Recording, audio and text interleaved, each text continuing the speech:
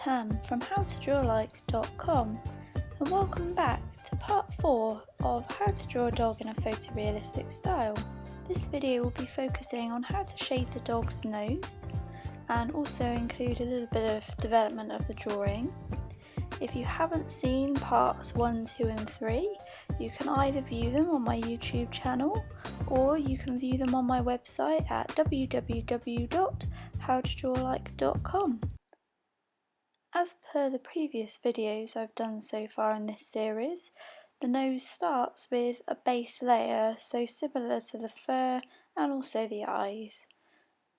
So what I'd recommend doing first is working out where the light and the dark patches are. So you can see in the nostril there, I've put in a bit of dark where it's obviously the light is not reaching that part of the nostril so much. And I've put in some of the lighter patches as well where the light's hitting the nose. So I think it's important to put those in first of all, because you don't want to lose those, and it can be harder to implement them after a few more layers of shading have built up on the nose. It's not the best close-up in the world, but hopefully you can see what I mean about putting in the lighter and darker patches just to build up shadow. So you don't actually need to cover the whole nose with light and dark patches at this point, but just really pick out the highlights and the shadows. And hopefully in this close-up as well, you can see I've also made a very simple starting layer of tiny little circles over most of the nose, and that will lead on to that texture that dogs' noses tend to have, that sort of circular, bumpy look that the nose has. To create the little black circles that you can see in this close-up, what I used was a sharp black artist pencil, and I didn't press too hard because you don't want these lines to look too harsh, because then as you build up layers over them they're still going to show up a bit too prominently. Also don't press too lightly either, because you don't want them to get lost in the layers that you're going to build up on top of this either. So try and find a kind of a midpoint where they're sort of relatively visible but not too strong and not too light. This next layer is a little bit trickier than the first one on the nose. What I'd recommend doing is similar to what I've done, which is to first put a sort of a mid-grey layer over the top of all those little round black circles. So what this does is it just takes the harshness off of those circles, but it obviously covers the brown paper underneath, so you haven't got that showing through either. You don't want to lose these circles, so again try and find a sort of a mid pressure with the pencil, not too light but not too dark. I'd also recommend darkening some of your shadow areas a little bit further if you haven't already done so. So hopefully you can see in this image compared to the last couple that I've showed you, the shadows in the nostril have got that much darker, because what this will do is help then those lighter areas to sort of stand out and pop out a bit more as we build upon those. In this close-up you can also see that I've filled in some of those small black circles that we put in on the first sort of shaded layer with a white, and that's sort of given a quite a pale grey overall look.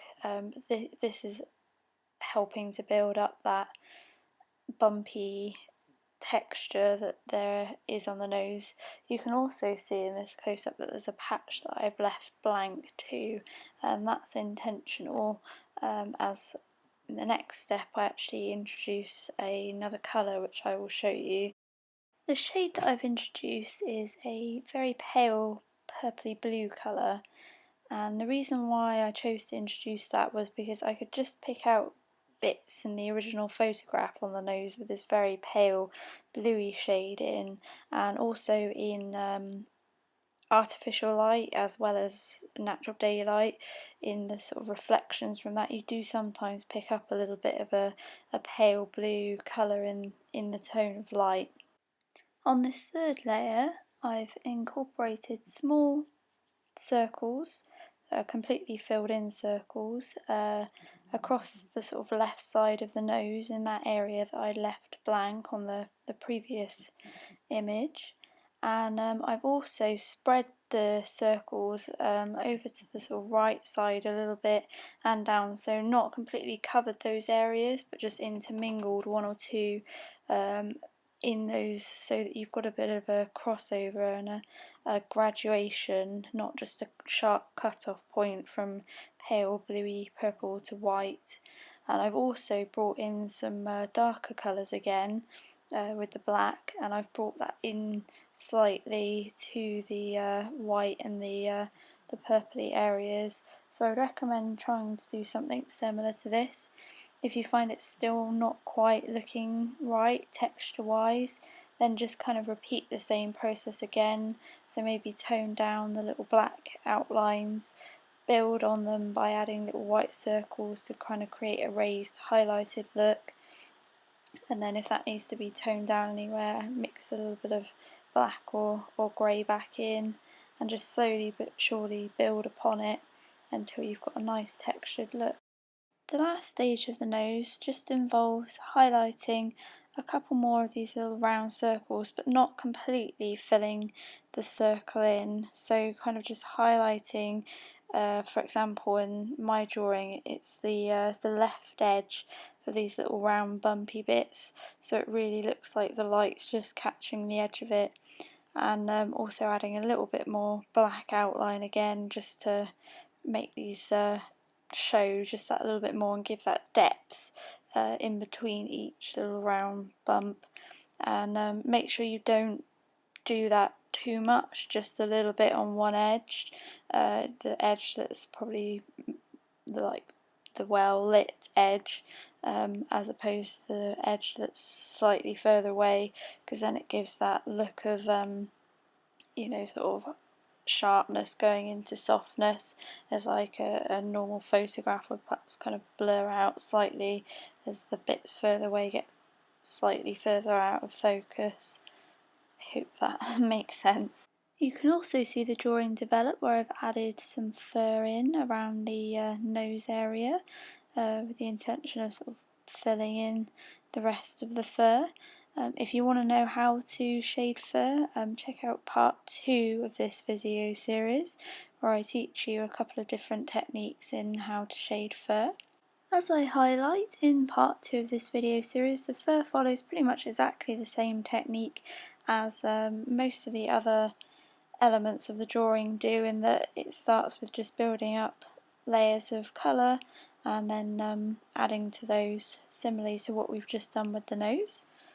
So you can see in this image that I've built that up a little bit further now, and it's travelling up the side of the face towards the eye, and I've built it up a little bit more around the lower part of the nose, of the sort of muzzle area too. And in this final image for this part of the video, I've just built on the strength of the colour of the fur going up the right hand side of the face. This concludes part 4 of how to draw a dog in a photorealistic style. Part 5 we will look at the final details of the drawing, so just adding those final touches, and also how to assess the drawing towards the end to see if there's any changes that need to be made or adjustment. As always, I'll leave a bit of a gap between this video and the next part, just so that you've got time to work on what I've shown you in the video. If you have any questions about anything I've shown you in this video or any of the other parts of the video in the series, please do get in contact. You can either contact me through my website www.howtodrawlike.com and visit the contact page there to send me a message, or you can message me directly through Twitter. If you go onto Twitter and search for @howtodrawlike, and you can have a conversation with me there, and also send me a direct message. Or if you have any other art or drawing related questions, I'll be happy to answer those as well. Don't forget to subscribe to my YouTube channel to stay up to date with all future How to Draw Like content. I'll see you again soon for another video, and thanks for watching, and bye for now.